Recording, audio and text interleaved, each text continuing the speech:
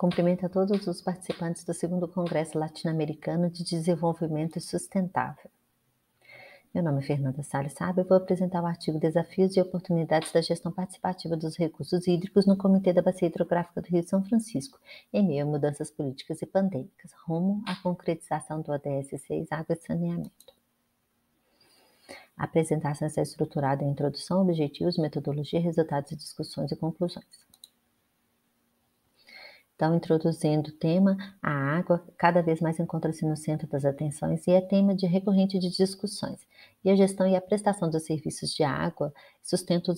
todos os esforços de erradicação da pobreza, do crescimento econômico e da sustentabilidade ambiental. E o acesso à água e ao saneamento é relevante em todos os aspectos da dignidade humana, desde a segurança alimentar e energética até a saúde e meio ambiente.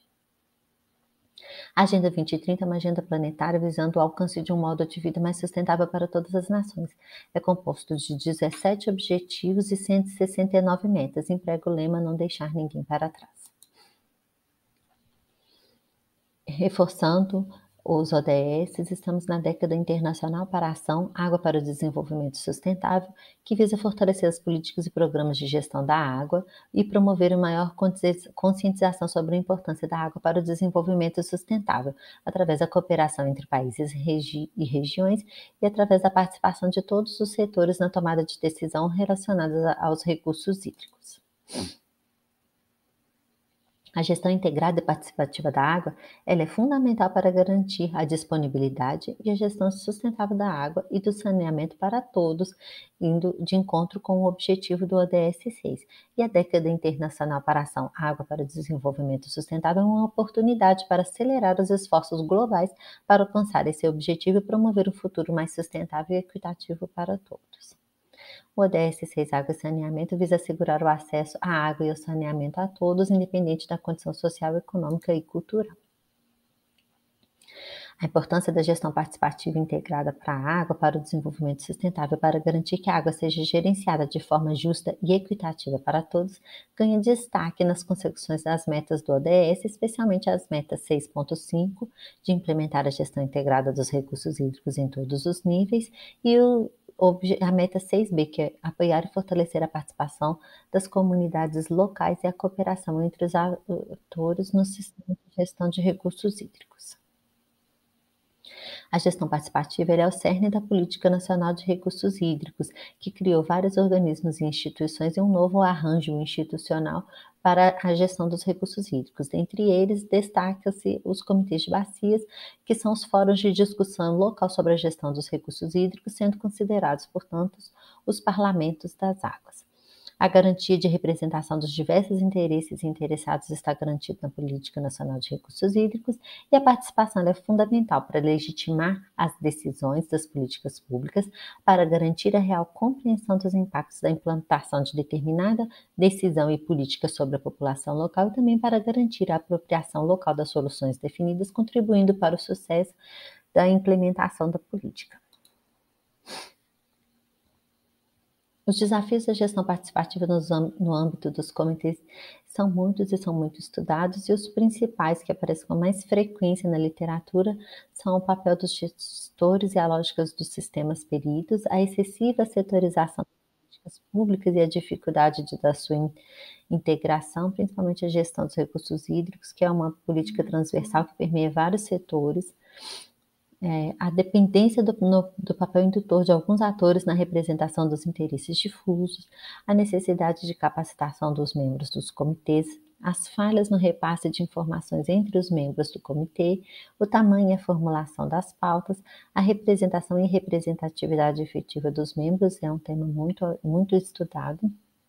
a centralização das decisões em alguns segmentos dentro do CBH, a falta de recurso, e a dificuldade em conhecer os limites físicos de competência de cada comitê também colocado como um desafio, uma vez que ao conhecer os limites físicos você melhora a sensação de pertencimento e de cuidado em relação ao território.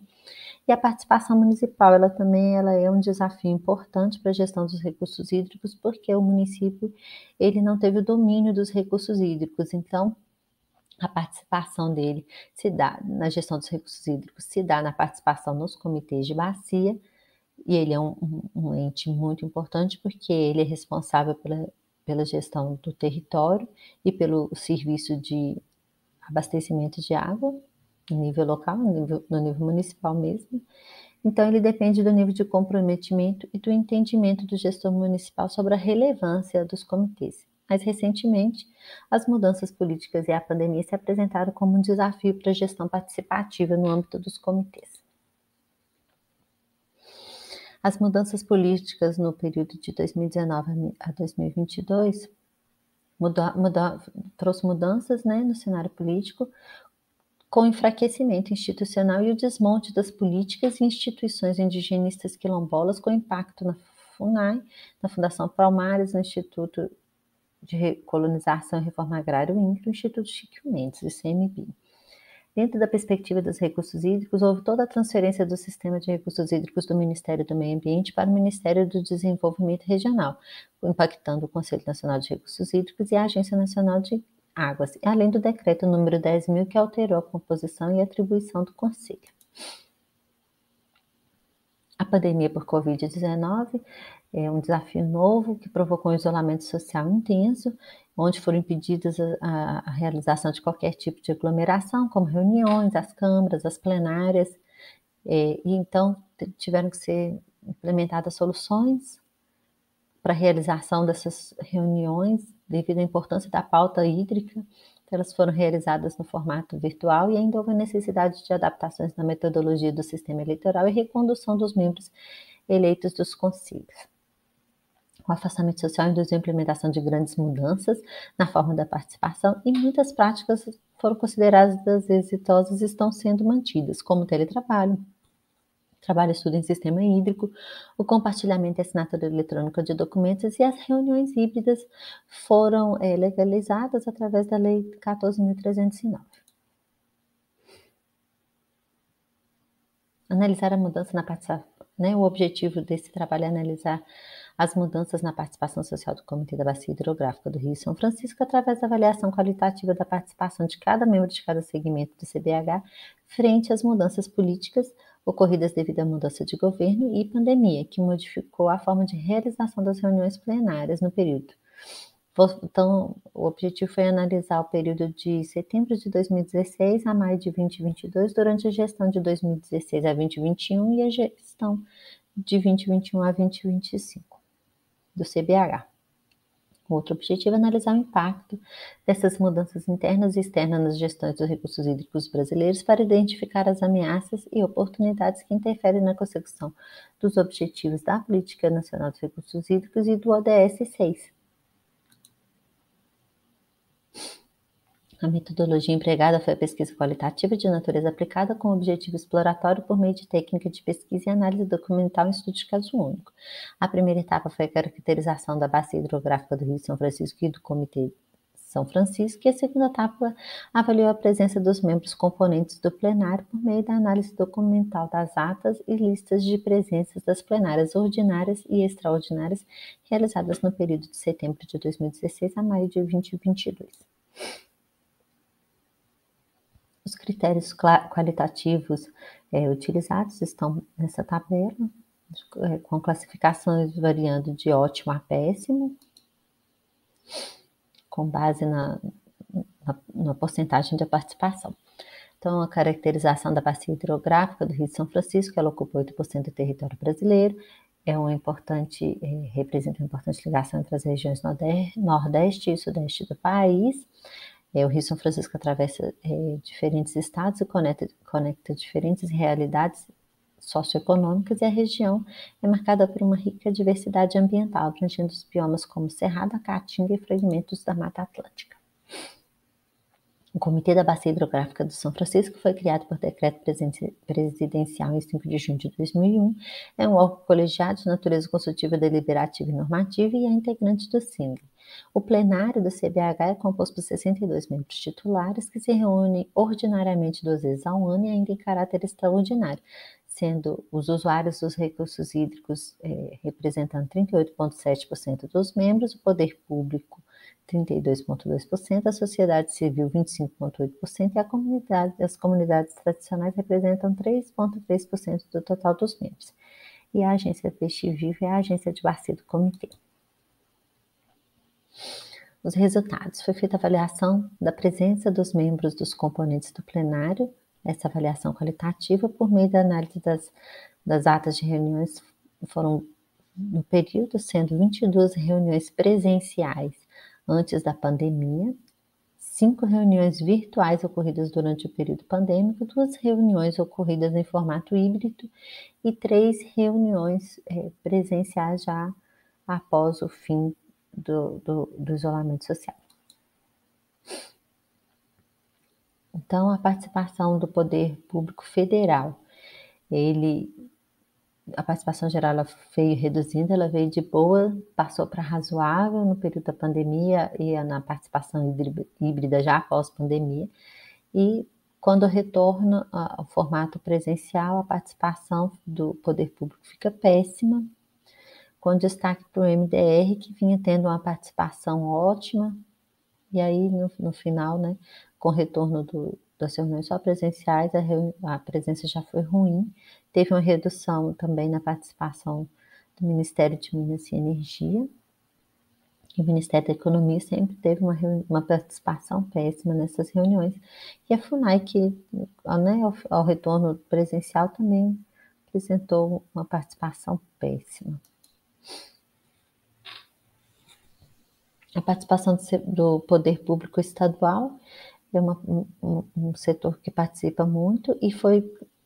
bem favorecido pela implantação da participação na modalidade virtual, com destaque para a participação híbrida, onde todos os membros tiveram uma participação ótima. A participação do segmento do Poder Público Municipal ela é muito variável, mas na participação híbrida, a maioria dos segmentos dos representantes de cada estado teve uma participação ótima, com exceção da Alagoas, que teve uma participação péssima.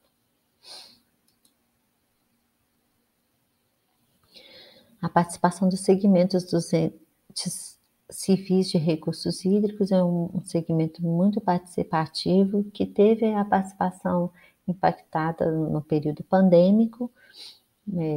Ele é formado pelos consórcios e associações intermunicipais, pelas organizações técnicas de ensino e pesquisa de usuários, e também pelas organizações não governamentais e as comunidades tradicionais quilombolas, que também se beneficiaram da participação no formato virtual ou híbrido.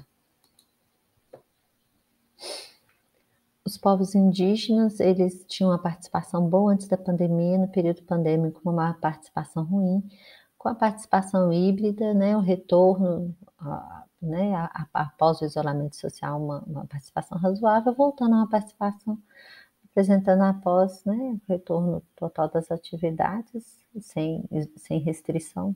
devido à pandemia, uma participação ótima. A participação do segmento dos usuários é um segmento também muito participativo, que também foi impactado pelo período pandêmico, onde foram feitas só reuniões por videoconferência e elas tiveram uma redução na participação.